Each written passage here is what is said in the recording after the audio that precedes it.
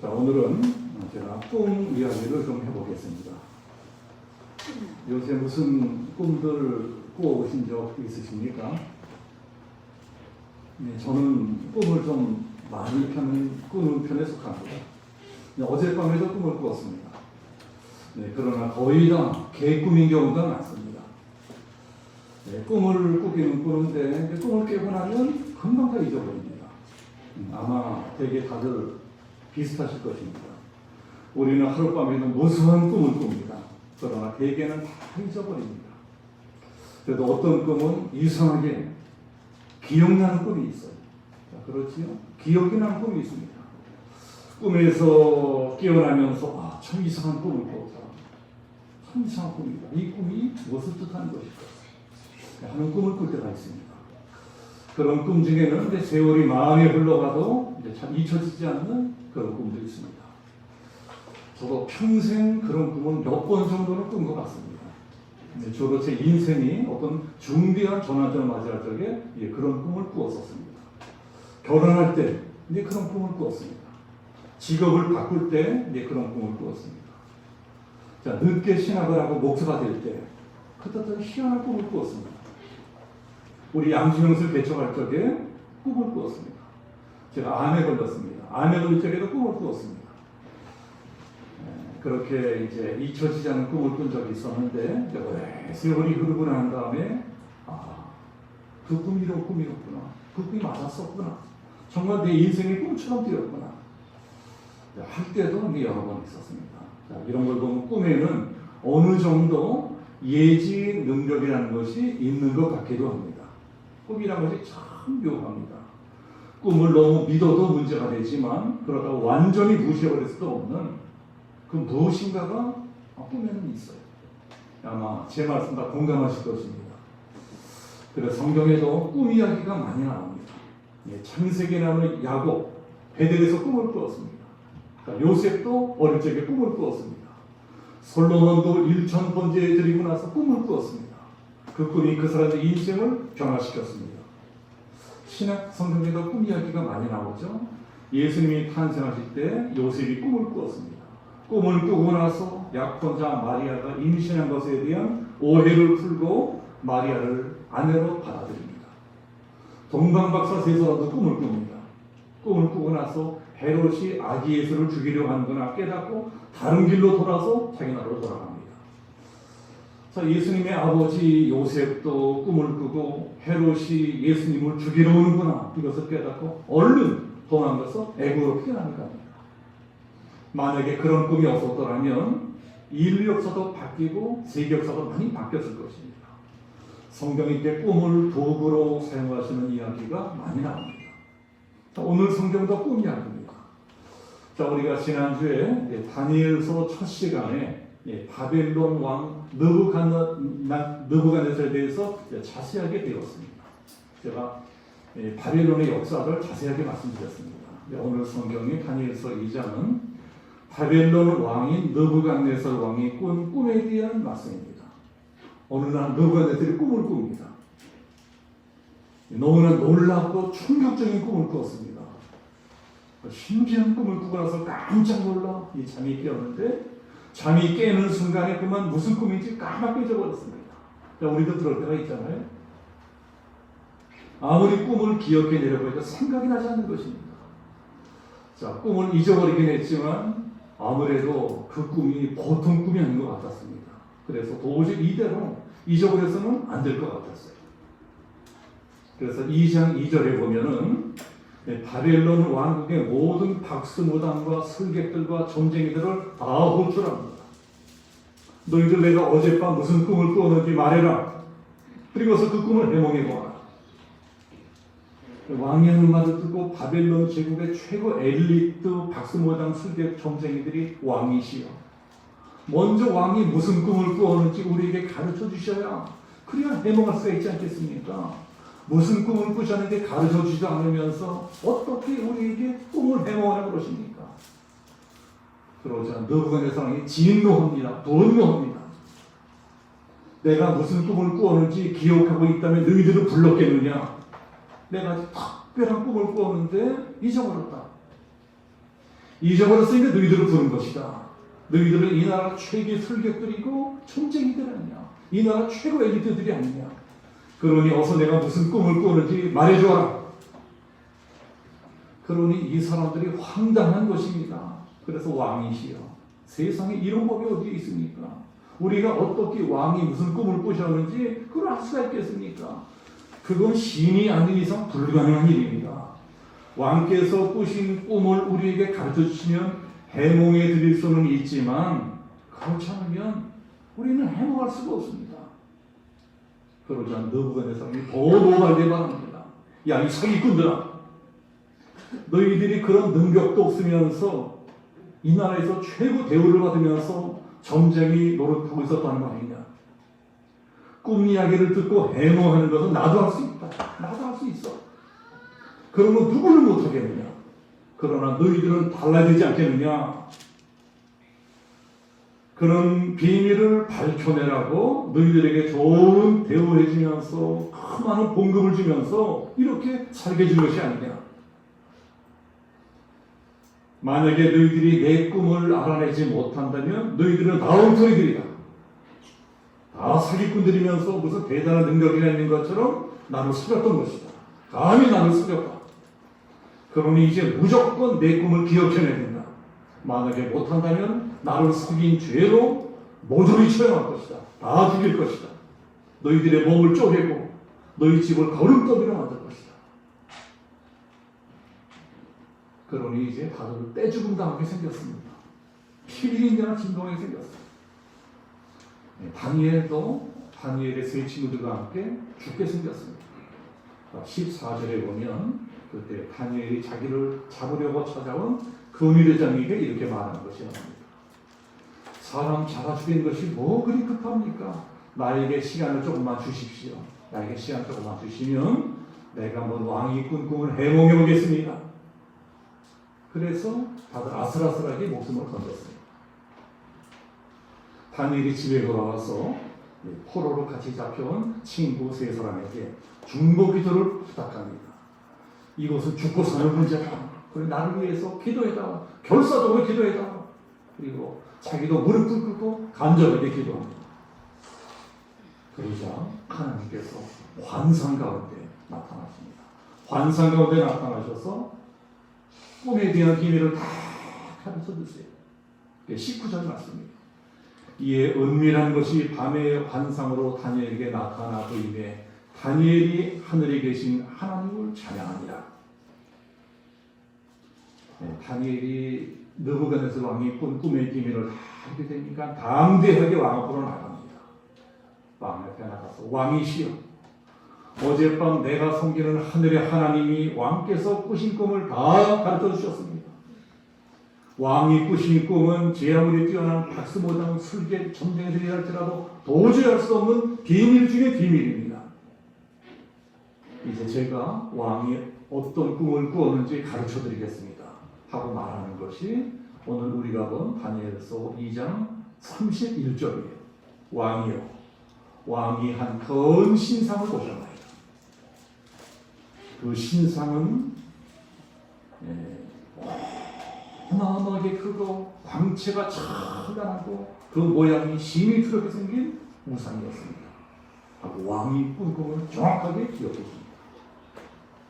그 우상이 어떻게 생긴 우상이냐? 32절 33절 보면 그 우상의 머리는 순금이요, 가슴과 두 팔은 은이요, 배와 넓적다리는 노시요, 그 종아리는 쇠요, 그 발은 얼마는 새요, 얼마는 진흙이었나이다. 왕이 그런 꿈을 꾸면서 이게 뭐냐? 이게 무슨 꿈이냐? 이 신상이 도대체 무슨 뜻하는 것이란 말이냐? 하고 있는데 갑자기 이런 일이 일어났습니다. 34절 35절 보면 또 왕이 보신즉 손대지 아니한 돌이 나와서 신상의 새와 진흙에 발을 쳐서 부서뜨리매 그때 새와 진흙과 놋과 은과 금이 다 부서져 여름 타작마당에 겨같이 되어 바람에 불려간 것이 없었고 우상을 친 돌은 태산을 이루어 온 세계에 가득하였나이다. 사람이 던진 돌이 아닌 어디서 날아오는지 모르는 신비한 돌이 날아오더니 우상의 발을 탁 쳤다는 것입니다. 그러니까 그 거대한 우상이 한꺼번에 와 무너지면서 온 세상이 그 신비한 돌로 가득히 차게 되었습니다. 이게 바로 왕이 꾸신 꿈입니다. 다니엘의 말을 듣고 느부갓네살 왕이 기절초고 놀래 자빠집니다. 맞다 다니엘아, 세상에 네가 그걸 어떻게 알아줄 수 있단 말이냐? 너야말로 찐이다. 네가 진짜 진또백이다. 왕이 탄복하면서 그럼 어서 빨리 그 꿈이 무슨 꿈인지 해몽해다. 예, 그러니까 다니엘이 그 꿈을 해몽해 주는 것이 36절부터의 말씀입니다. 그 꿈이 이러한즉 내가 이제 그 해석을 왕 앞에 아뢰리이다. 다니엘이 느부갓네살 왕이 꾼 꿈을 자세하게 해몽해 주는데 그것이 이제 앞으로 펼쳐질 모든 제국들의 역사고 세계의 역사고 우리 인류의 미래가 됩니다. 앞으로 세계 역사는 어떻게 흘러갈 것인가? 느부갓네살 왕 때부터 시작해서 이 세상 종말의 때 일어나기까지 생생하게 다니엘이 이유를 하는 것입니다. 느부갓네살 왕의 꿈에서 본 신상은 머리가 순금으로 되어 있다는 정금으로 되어 있다고 하는데 금으로 된 머리는 무엇을 뜻하는 것이냐? 38절에 보시면 왕은 곧 금머리입니다. 금으로 된 머리는 바로 당신입니다. 당신, 느부갓네살 왕 자신입니다. 느부갓네살 왕이 이룩한 바벨론 제국을 뜻한다는 것입니다. 바벨론 제국이 얼마나 거대하고 화려한 제국이었는지는 제가 지난주에 자세하게 말씀드렸습니다. 바벨론 제국은 고대 세계 최고의 문명을 이룩한 제국입니다. 유프라테스강 유역 두라평원에 세워진 바벨론 성은 상상을 초월한 군이었다고 전해집니다. 성둘레가 100km, 여기서 양평까지가 50km도 안 돼요. 성둘레가 100km, 성벽의 높이가 90m, 그 다음에 성벽 폭이 25m, 25m는 마차 4대가 동시에 지나갈 수 있는 넓이입니다. 성 안에는 세계 7대 불가사의 중 하나인 공중정원이라는 것이 세워져 있고 성 한복판에는 완전히 100% 순금으로 만든 거대한 신상 우상이 세워져 있었다고 전해집니다. 바벨론 제국은 황금이 돌멩이처럼 굴러다니는 부유한 제국이었대요. 강력한 군사를 갖고 있는 제국이었습니다. 그러나 영원할 것 같은 바벨론 제국도 그리 오래가지 못합니다. 메데 바사 연합국의 기습공격을 하고 화려하고 거대한 바벨론 제국이 하루아침에 멸망을 당합니다. 자, 메데 바사라는 나라가 바로 은으로 상징되는 나라입니다. 32절에 보면 가슴과 두 팔은 은이요. 자, 메데 바사.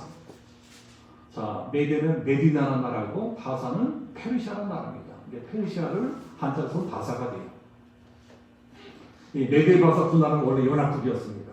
그런데 바벨론을 멸망시킨 다음에 점점 바사, 페르시아의 힘이 커지면서 메데 왕국을 흡수해서 통합해버립니다. 그리고 페르시아 제국이 탄생하는 것입니다. 39절에 보면 왕을 뒤이어 왕보다 못한 나라가 일어날 것이요. 실제로 페르시아 제국보다 거대한 제국이었지만 그 영화로움은 바벨론 제국을 미처 따라가지 못했다고 합니다.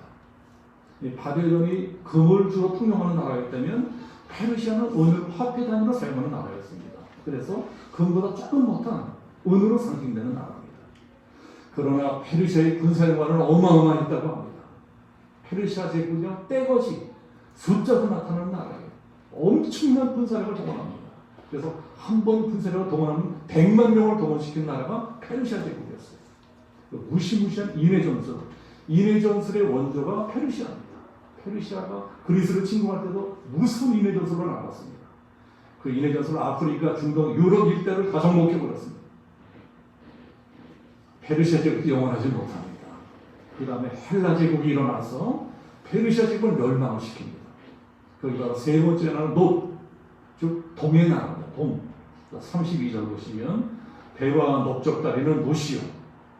페르시아 제국을 멸망시킨 헬라 제국의 왕이 우리가 다 잘 알고 있는 그 유명한 알렉산더 대왕입니다. 알렉산더가 왕이 된 나이가 그 23살이었대요. 그 23살짜리 솜털이 보송보송한 왕이 황제가 되어서 불과 10년 안에 33살에 죽었거든요. 말라리아에 걸려 죽었다 그래요. 인도에서 23살짜리 왕이 불과 10년 동안 30살 죽기까지 아프리카, 중동, 유럽, 인도까지 광활한 대륙을 모조리 정복합니다. 39절 보면 또 놋 같은 나라가 일어나서 온 세계를 다스릴 것이요. 헬라 제국이 그 당시 가장 방대한 영토를 정복합니다. 헬라 제국은 청동으로 무기를 만들어 썼다고 알려져 있습니다. 이 고대 그리스 영웅들도 청동투구, 청동갑옷, 청동의 창으로 무장하고 싸웠다는 것이 기록에도 남아있어요. 우리 송기정 선수가 마라톤에서 우승하고 상을 받는데 그 받은 상이 뭘 받았을까요? 청동투구를 받았습니다. 그러니까 이 동으로 상인 나라가 헬라 제국, 오늘을 그리스입니다. 그러나 헬라 제국도 영원하지 못합니다. 다음에 로마 제국이 일어나서 헬라 제국을 멸망시킵니다. 이 세상에 로마 제국을 모르시는 분은 한 분도 계실 것입니다. 너무나 유명한 제국입니다.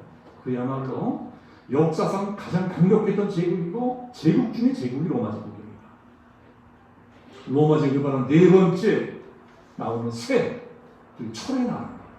32절 보시면 그 종아리는 쇠요.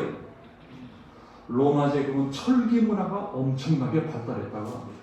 모든 무기를 다 쇠, 철로 만들어 썼습니다. 40절 보면 넷째 나라는 강하기가 쇠 같으니 쇠는 모든 물건을 부서뜨리고 이기는 것이라. 쇠가 모든 것을 부순 것 같이 그 나라가 모든 나라를 부서뜨리고 찌울 것이며. 로마의 군사력은 강력했습니다. 쇠덩어리 철처럼 강했어요. 그 강력한 군사력을 로마는 잔인하게 사용을 합니다. 자, 팍스 로마나라는 나라에서 나왔어요. 로마에 복종하면 너희들이 평화를 보장하지만 만약 우리에게 반항한다면, 저항한다면 완전히 진멸시킬 것이다.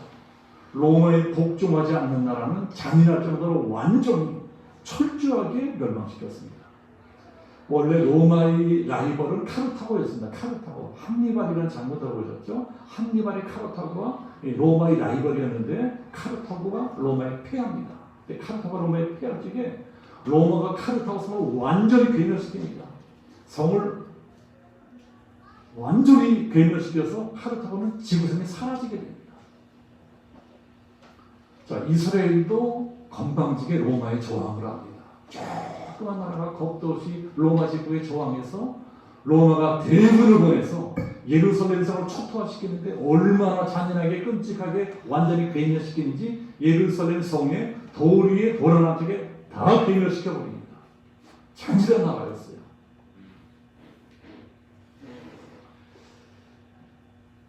꿈에서 이제 로마는 새로 된 이 종아리다. 종아리는 두 개죠. 우리는 다리가 두 개 있잖아, 종아리. 나중에 로마는 동로마 제국, 서로마 제국으로 갈라집니다. 서로마 제국은 서기 476년경 게르만족에게 멸망을 당합니다. 근데 동로마 제국은 서로마 제국보다 훨씬 오래간 1000년 정도의 명맥을 유지합니다. 그러다가 동로마 제국도 이스라엘에 있는 오르만 킬크족, 오스만 킬크족은 우리나라 역사에서 공부할 때 돌골족이 있죠. 돌골족이 투르크족입니다. 그러니까 이 돌골족이 그쪽으로 가서 제국을 이루고 이 동로마 제국 멸망을 시킵니다. 그때 이제 수도가 콘스탄티노플이었는데 콘스탄티노플이 멸망되고 지금 터키의 이스탄불이 되었습니다. 역사적으로 보면 아래로 내려가면 내려갈수록 점점 그전보다 못한 나라들이 된다는 것입니다. 금에서 은으로, 은에서 동으로, 동에서 철로 자꾸만 질이 더 떨어지고 있어요. 그러니까 역사가 겉으로 보기에는 진보하는 것 같지만 사실은 퇴보하고 있다는 것입니다. 물질 문명은 다 번영하는지 모르지만 정신적으로 영적으로 훨씬 타락한 세계가 되어간다. 로마 제국이 멸망한 다음부터 그런 현상이 훨씬 더 심해집니다. 새로 된 동종아리, 새로 된 종아리 로마 제국이 멸망을 한다면 어떤 나라들이 나타나느냐? 자, 33절 보시면 그 발에 얼마는 새요, 얼마는 진흙이었더라. 맨 아래쪽에는 발인데 그 발이 어떻게 생겼느냐? 한 절반 정도는 새고 절반 정도는 진흙이었다는 거예요. 이 세상의 역사가 우상의 머리부터 시작해서 팔과 가슴으로 배와 목적다리로 종아리로 계속 내려다가 맨 아래쪽 발까지 오게 되었습니다. 근데 발이 이렇게 생겼다는 거예요. 새와 흙이 뒤섞여 생겼습니다. 그러니까 이것은 아주 불안정한 것입니다. 견고하지 못합니다. 맨 위에 있는 철이나 동이나 은이나 금보다 훨씬 약한 것입니다. 그러니까 위는 무거운데 아래는 부실하니까 무슨 타격을 받으면 금방 와라를 무너져 버립니다. 이것이 인간들이 이룩한 문명이라고 하는 것입니다. 우리 인간들이 이룩한 문명이 겉보기에는 굉장해 보여도 사실은 이렇게 허약하기 짝이 없습니다. 그래서 우리가 지금 보고 있잖아요. 미국이 얼마나 굉장한 것 같습니까? 유럽이 얼마나 굉장한 것 같았어요. 그런데 코로나는 조그만 바이러스에 다 무너지고 있습니다. 망신살이 뻗치고 있어요. 우리 인류에서는 첨단 문명, 아주 이게 허약한 것입니다. 자, 발에는 뭐가 있죠? 발에는 10발가락이 있습니다. 우리들은 10개의 발가락을 갖고 있어요. 10개의 발가락을 잘 봐야 됩니다. 자, 오늘 성경은 똑같은 말씀이 제가 앞으로 말씀드린 다니엘서 7장에 또 나옵니다. 다니엘서 7장에는 10개의 발가락에는 10개의 뿔로 나옵니다. 자, 우리들이 요한계시록도 다니엘서에 배우게 될 텐데 요한계시록 똑같이 10개의 뿔이라는 것이 나와요. 10개의 뿔 중에서 한 개의 뿔이 점점 커지면서 온 세상을 정복하게 되는데 그것이 바로 말세에 나타난 적그리스도다. 그러니까 인류 역사는 언제 종말을 맞이하느냐? 10발가락 시대라는 것입니다. 자, 10발가락 시대라는 것이 무엇입니까? 가지고 해석을 합니다. 로마 바티칸이다. 유럽 연합이다. 한번 해석 들어왔는데 저는 열국이라고 생각합니다. 이 철의 제국, 로마 제국이 멸망한 다음에 그야말로 열국의 시대가 열리죠. 열국의 시대. 로마 제국을 흉내내는 무수한 제국들이 일어났다 사라지고 흥망성쇠를 반복하면서 종말의 때까지 가게 될 것이다. 이 10발가락 시대입니다. 실제 오늘날까지 계속되고 있는 세계 역사입니다. 로마가 멸망한 다음에는 신성 로마 제국이 나타났어요. 오스트리아의 합스부르크 왕가가 유럽의 새로운 제국을 만들었습니다. 스페인, 포르투갈도 대항해 시대 때 세계적인 대제국을 이룩합니다. 대영 제국은 해지하기 없다. 대영 제국이 영국도 세계적인 제국을 이룩합니다. 나폴레옹도 한때 유럽을 석권했어요. 프랑스도 한때 수많은 식민지를 거느린 제국이었습니다. 독일의 히틀러도 세계 제국의 꿈을 품고 2차 세계대전을 일으킵니다. 소련도 한때 세계 절반을 지배했었습니다. 오늘은 미국이 전 세계에 엄청난 영향을 끼치고 있습니다. 거기다가 20세기 말에 뭐가 나타났죠? EU, 유럽 연합연합이 생겨났습니다. 유럽 제국이에요. 열국의 시대. 그런데 잘 봐야 될 것이 이 모든 나라들의 특징이 무엇이냐 하는 것입니다. 이 모든 나라의 특징이 무엇일까요? 이 모든 열국들의 특징이 로마 제국처럼 즉 철을 지배한 나라들이죠. 철을 지배했어요. 다 로마 제국의 후예들은 철을 지배한 나라들입니다. 모든 나라들과 철강 산업이 발달합니다. 철을 이용해서 산업을 일으키고 철을 이용해서 강력한 무기를 만들고 다른 많은 사람을 정복합니다. 그러나 더 중요한 것이 있습니다. 더 중요한 것. 마지막 때라는 때는 어떤 때냐? 성경 보셨죠? 철과 흙이 뒤섞인 시대다. 철과 진흙이 뒤섞여야 돼요. 자, 우리들은 이것을 잘 봐야 될 것입니다. 자, 이전까지는 어떤 시대였어요? 철이 지배하는 시대예요. 철을 지배하는 사람이 세상을 지배했습니다. 그러나 종말의 때가 가까워지면 달라진다는 것입니다. 종말의 날이 가까워질수록 철과 진흙을 뒤섞여 사용하는 시대가 올 것이다. 철과 진흙이 뒤섞여 있다는 것이 무엇일까? 철과 진흙을 뒤섞어서 사용하는 시대일 수도 있다는 것입니다. 저는 오랫동안 이제 그런 걸 생각했습니다. 철과 진흙이 뒤섞였다는 것이 무엇일까? 아무도 그걸 가르쳐주는 사람이 없었어요. 신학교에서도 배우지 못했습니다. 많은 신학책을 읽어도 철과 흙의 비밀에 대해서 가르쳐주는 책은 하나도 못 봤습니다. 그러다가 최근 들어 제가 깨닫게 된 것이 하나 있습니다. 물론 저는 별 볼 일 없는 시골 개척의 목사입니다. 목사도 늦게 됐고 개척도 늦게 했습니다. 그러나 이제 이렇게 저처럼 성경을 해석하는 목사는 아마 제가 처음일 것 같아요. 우리 성도님들이 오늘 이런 말씀을 처음 들으시는 겁니다. 철과 진흙이 뒤섞인 시대는 과연 무엇을 뜻하는 것인가? 저는 그것을 감히 반도체라고 생각합니다. 반도체. 철과 진흙이 뒤섞인 반도체 산업이 크게 발달한 시대를 뜻합니다. 이게 제 나름대로 많이 기도하고 연구해서 얻은 결과입니다. 물론 저는 이공계 공부를 한 적이 없으니까 반도체에 대해서 많은 지식은 없습니다. 그래도 제가 반도체라고 하는 것에 관심을 가지고 열심히 책 보고 연구해서 깨닫게 된 것이 이것입니다. 반도체라는 것이 무엇이냐? 규소를 가공한 것입니다. 규소의 인균, 비소, 인 같은 것들을 추가해서 반도체를 생산해냅니다. 그 반도체 금속 성분, 즉 쇠, 모래, 진흙이 뒤섞여 있어요. 반도체를 만드는 진흙에는 규소가 27.6%나 포함되어 있답니다. 산소보다 많아요. 그래서 반도체 산업을 실리콘 산업이라고도 합니다. 왜 실리콘 산업이라고 하느냐? 규소가 바로 실리콘이기 때문이에요. 20세기 말이 되면서 초고밀도 직접 회로가 개발되었습니다. 실리콘 반도체에 의한 정보혁명이 일어난 거예요. 자, 우리 아이들이 다 컴퓨터 디자인하고 컴퓨터 디자인, 프로그래머들입니다. 컴퓨터를 밥 먹고 사는 애들이에요. 제가 컴퓨터는 뭐 잘하지 못하지만, 자, 그래서 그런 원리는 관심 있게 보고 있습니다. 20세기 말에 광케이블이 만들어졌습니다. 광케이블이 만들어지면서 예전에는 상상도 할 수 없을 만큼 어마어마한 양의 정보가 결국 빛의 속도로 빠르게 전달됩니다.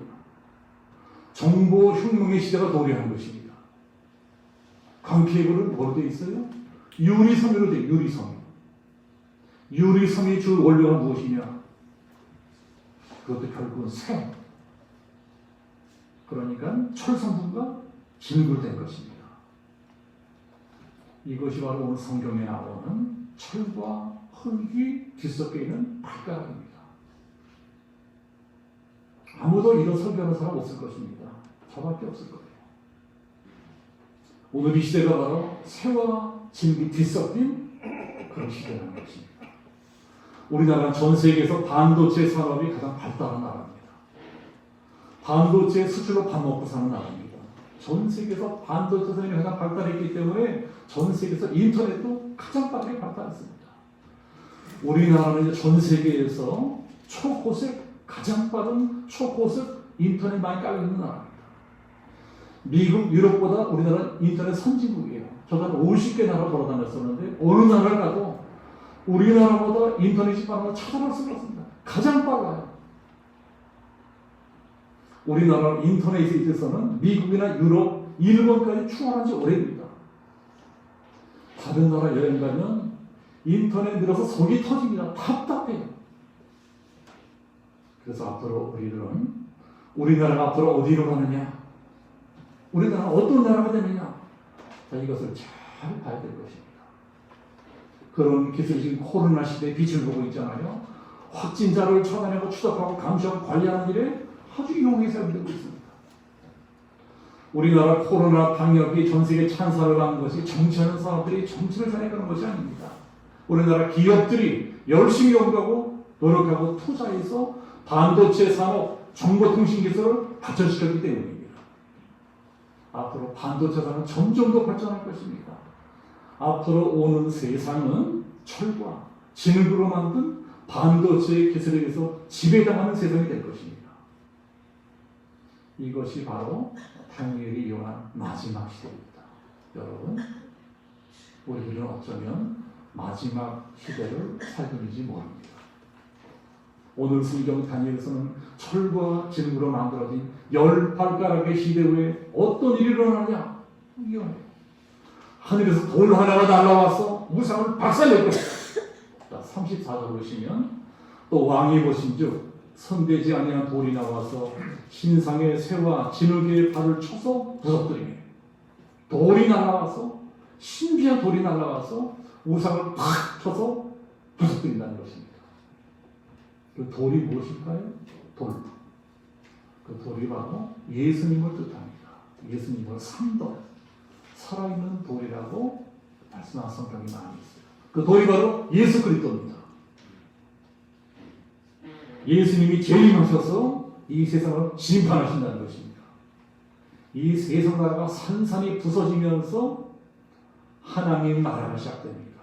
천년왕국.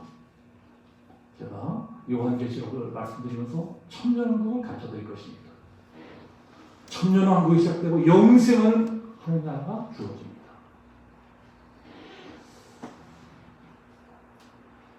44절에 이 여러 왕들의 시대에 하늘의 하나님이 한 나라를 세우시리니 이것은 영원히 망하지도 아니할 것이요 도리어 이 모든 나라를 쳐서 멸망시키고 영원히 쓸 것이다. 예수님이 직접 다스리시는 영원한 유토피아, 하나님 나라가 온다는 것입니다.